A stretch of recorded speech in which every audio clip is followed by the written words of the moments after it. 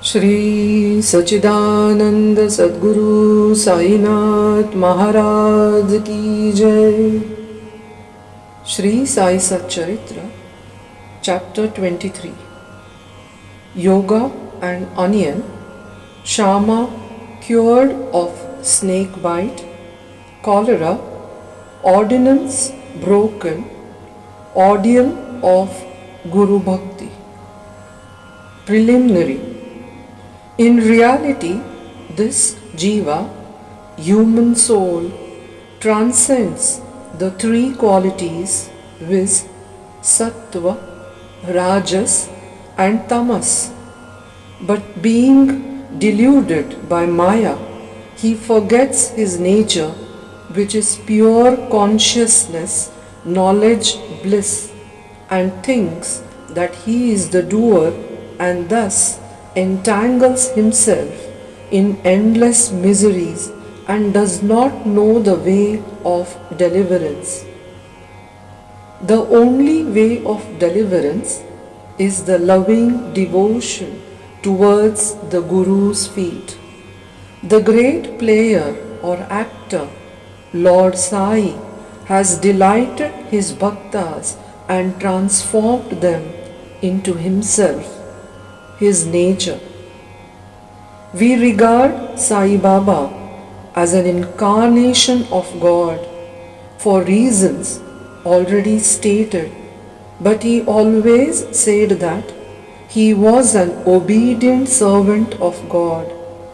Though an incarnation, he showed the people the way how to behave satisfactorily and carry out the duties of their respective stations, varnas, in this life.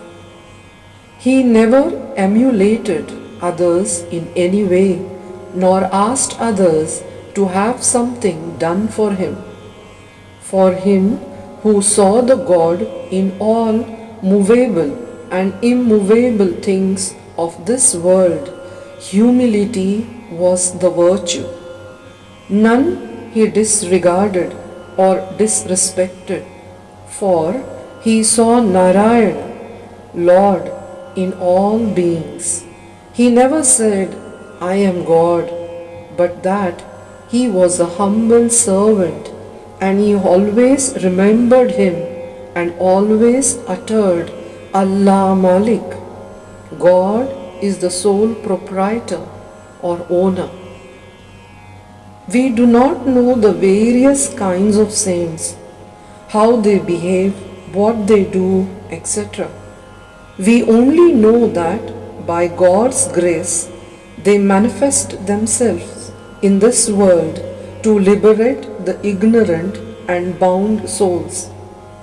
If there be any store of merits on our account, we get a desire or interest in listening to the stories and leelas of the saints, otherwise not. Let us now turn to the main stories of this chapter. Yoga and Onion.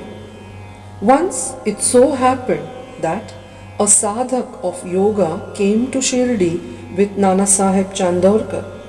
He had studied all the works on yoga, including the Yoga Sutras of Patanjali, but had no practical experience.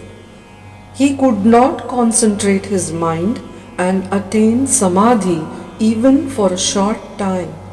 He thought that if Sai Baba will be pleased with him, he will show him the way to attain samadhi for a longer time. With this object in view, he came to Shirdi, and when he went to the masjid, he saw Sai Baba eating chapati with onion. On seeing this, a thought crossed his mind. How can this man, eating stale bread with raw onion, solve my difficulties and help me? Sai Baba read his mind and said to Nana Sahib, "Oh Nana, he who has the power to digest onion should eat it and none else. Hearing this remark, the yogi was wonderstruck and he fell at Baba's feet with complete surrender. With pure and open mind, he asked his difficulties and got their solution from Baba. Thus, being satisfied and happy, he left Shirdi with Baba's Udi and blessings. Shama cured of snake bite. Before Himarpan begins the story, he says about the jiva that it can be very well compared with a parrot and that they both are bound, the one in the body and the other in a cage. Both think that their present bound state is good for them. It is only when a helper, that is Guru, comes and by God's grace opens their eyes and liberates them from their bondage that their eyes are opened to a greater and larger life, compared to which their former bond and limited life is nothing. In the last chapter, it was shown how Baba anticipated the calamity that was to befall on Mr. Miracle and rescued him from it. Now, let the readers hear a story more interesting than this. Once, Shama was bitten by a poisonous snake. His little finger of the hand was stung and the poison began to spread in the body. The pain was also severe and Shama thought that he would pass away soon. His friends wanted to take him to the god Vithoba, where such cases were often sent, but Shama ran to the masjid to his Vithoba, Sai Baba. When Baba saw him, he began to scold and abuse. He got enraged and said, "O Vile Baturdya, priest, do not climb up. Beware if you do so." And then roared, "Go, get away, come down." Seeing Baba thus red with wrath, Shama was greatly puzzled and disappointed. He thought that the masjid was his home and Sai Baba his sole refuge. But if he was driven away like this, where should he go? He lost all hopes of life and kept silent. After a while, when Baba became normal and calm, Shama went up and sat near him. Then Baba said to him, "Don't be afraid. Don't care a jot, a small amount. The merciful fakir will save you. Go and sit quiet at home. Don't go out. Believe in me and remain fearless and have no anxiety." Then he was sent home. Immediately afterwards, Baba sent Tatya Patil and Kaka Sahib Dikshit to him with instructions to the effect that he should eat what he liked, should move around in the house, but should in no case lie down and sleep. Needless to say that these instructions were acted upon and Shama got all right in a short time. The only thing to be remembered in this connection is this: the words of Baba, or the 5-syllabled mantra, viz. Go, get away, come down, were not addressed to Shama as it apparently looked, but they were a direct order to the snake and its poison not to rise up and circulate through Shama's body. Like others, well versed in mantra shastra, he had not to use any incantation, charged rice or water, etc. His words were only most efficacious in saving the life of Shama. Anyone hearing this story and other similar ones will beget firm faith in the feet of Sai Baba, and the only way to cross the ocean of Maya is to remember the feet of Baba in the heart. Cholera epidemic. Once cholera was raging virulently in Shirdi. The residents were much frightened and they stopped all communication with the outside people. The Panch, 5 headmen of the village, assembled together and decided upon 2 ordinances as a remedy to check and put down the epidemic.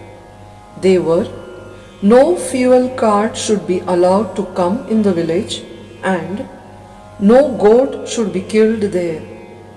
If anybody disobeyed these ordinances, they were to be fined by the village authorities and the Panch. Baba knew that all this was mere superstition, and therefore he cared a damn for the cholera ordinances. While the ordinances were in force, a fuel cart came there and wanted to enter the village. Everybody knew that there was dearth or scarcity of fuel in the village. Still, the people began to drive away the fuel cart. Baba came to know of this. He came to the spot and asked the cartman to take the fuel cart to the masjid. None dared to raise his voice against this action of Baba. He wanted fuel for his dhuni, and so he purchased it. Like an Agnihotri, fire worshipper, keeping his sacred fire alive throughout his life, Baba kept his dhuni ever burning all day and night, and for this he always stocked the fuel. Baba's home, that is the masjid, was free and open to all. It had no lock and key, and some poor people removed some wood from there for their use. Baba did not grumble about this. Baba saw that the whole universe was pervaded by the Almighty, and so he never bore enmity or ill will to anybody. Though perfectly detached, he behaved like an ordinary householder to set an example to the people. Ordeal of Guru Bhakti. Let us now see how the second cholera ordinance fared with Baba. While it was in force, somebody brought a goat to the masjid. It was weak, old, and about to die. At this time, Fakir Pir Muhammad of Malegaon, alias Bade Baba, was near. Sai Baba asked him to behead it with one stroke and offer it as an oblation. This Bade Baba was much respected by Sai Baba. He always sat on the right side of Sai Baba. After the chilim pipe was first smoked by him, it was then offered to Baba and then others. After the dishes were served at the time of taking meals at noon, Baba called Bade Baba and made him sit on his left side, and then all partook of food. Baba paid him also daily ₹50 out of the amount collected as dakshina. Baba accompanied him 100 steps whenever he went away from the masjid. Such was his position with Baba. But when Baba asked him to behead the goat, he flatly refused, saying why it should be killed for nothing. Then Baba asked Shama to kill it. He went to Radha Krishna Mai and brought a knife from her and placed it before Baba. Knowing the purpose for which the knife was taken, she recalled it. Then Shama went to bring another knife but stayed in the Vada and did not return soon. Then came the turn of Kakasaheb Dikshit. He was gold, no doubt, but had to be tasted. Baba asked him to get a knife and kill the goat. He went to the Sate's Vada and returned with a knife. He was ready to kill it at Baba's bidding. He was born in a pure Brahmin family and never in his life knew killing.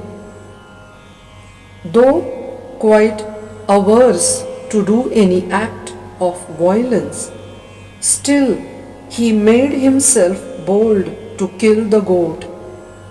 All the people wondered to see that while Bade Baba, a Mohammedan, was unwilling to kill it, but this Brahmin was making preparations to do so. He tightened his dhotar and with a semicircular motion raised his hand with the knife and looked at Baba for the final signal. Baba said, "What are you thinking of? Go on, strike."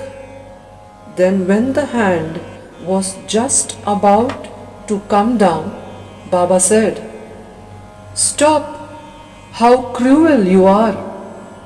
Being a Brahmin, you are killing a goat?"